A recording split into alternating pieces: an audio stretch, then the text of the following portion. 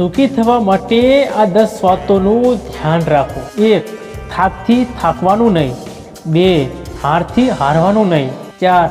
પૈસાથી ઉડવાનું નહીં. 5. ગરીબીથી સતાવવું નહીં. 6. દુઃખમાં ભાગવાનું નહીં. 7. ડરથી ડરવાનું નહીં. 8. પ્રેમથી પાળવાનું નહીં. 9.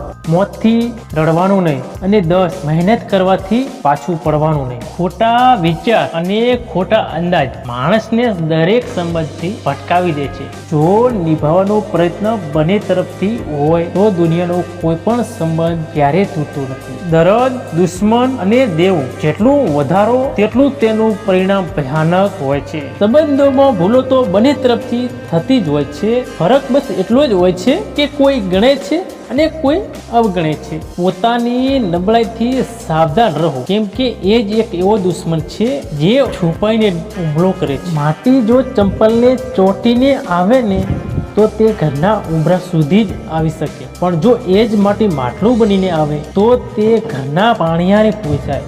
એટલે કે વ્યક્તિનું નહીં પણ વ્યક્તિના ઘડતરનું મહત્વ હોય છે. જીવનમાં ક્યારે હિંમત ના હારો, કારણ કે હિંમત હારવાનો અર્થ એ છે કે તમે તમારા સપના છોડી દીધા છે. બીજા શું કરે છે તે સામું ના જોવું, પણ મારી શું ફરજ છે તે વિચારનાર અને જીવનમાં ઉતારનાર મહાન બને છે.